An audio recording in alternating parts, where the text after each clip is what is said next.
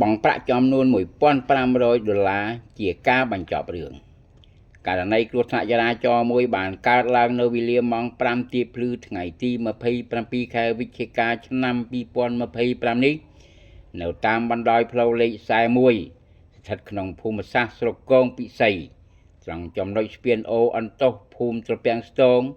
ឃុំស្នំក្រពើស្រុកគងពិសីខេត្តកំពង់ស្ពឺ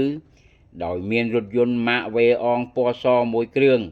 ដឹកធ្យូងថ្មចេញពីខេត្តកំពតឆ្ពោះទៅកាន់ខេត្តឧត្តរមានជ័យលុះមកដល់ស្ពានខាងលើក៏រាយចង្កូតបុករះរបាំងដែកនិងរបាំងថ្មបែងចែកជ្រុងផ្លូវធ្វើឲ្យមានការខូចខាតដោយអន្លើរីឯរថយន្តត្រូវទទួលរងនឹងការខូចខាតផ្នែកខាងមុខស្ទើរតែទាំងស្រុងក៏ប៉ុន្តែជាសំណាងល្អមិនបង្កឲ្យគ្រោះថ្នាក់ដល់អ្នកបើកបរឬអ្នកធ្វើដំណើររួមផ្លូវនោះឡើយបើយោងតាមការរៀបរាប់ពីមជ្ឈដ្ឋានប្រជាពលរដ្ឋ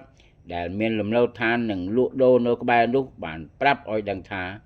នេះជាលើកទី2ហើយនៅក្នុងខែវិច្ឆិកានេះគ្រោះថ្នាក់លើកទី1ជាប្រភេទរថយន្តដឹកជ្រូកមិនដឹងថាដោះស្រាយបានសំណងប៉ុន្មាននោះទេបានជាខាងជំនាញឬបច្ចេកទេសមិនបានដាក់ភ្លើងបំភ្លឺផ្លូវឬដាក់ស្លាកសញ្ញាបែងចែកជ្រុងផ្លូវឲ្យបានច្បាស់លាស់បានជាមានករណីគ្រោះថ្នាក់ជាលើកទី2រហូតដល់ពួកគាត់បានដាក់ងារស្ពានថាជាស្ពានរងគ្រោះទៀតផងបើយោងតាមការប្រាប់ពីមន្ត្រីប៉ូលីសចរាចរណ៍នៃអធិការដ្ឋាននគរបាលស្រុកគងពិសីបានឲ្យដឹងថាចំពោះករណីដែលកើតឡើងនៅថ្ងៃទី27នេះត្រូវបានដោះស្រាយបញ្ចប់រឿងហើយដោយភាគីម្ចាស់រថយន្តព្រមសងនៅការខូចខាតរបាំងដែកនិងរបាំងថ្មទុកជាការជួសជុលឡើងវិញនៅទឹកប្រាក់ចំនួន$1,500ជួសជុលស្ពាន$1,500បញ្ចប់រឿងឲ្យខាងចិនណាខាងឡានហ្នឹងគេធ្វើស្ពានហ្នឹងឲ្យ$1,500ដើម្បីឲ្យចិនជួសជុលឲ្យដូចដើមវិញ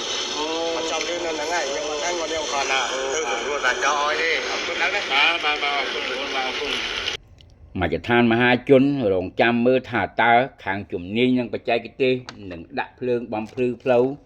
ឬដាក់ស្លាកសញ្ញាបែងចែកជ្រុងផ្លូវឲ្យបានច្បាស់ឬយ៉ាងណា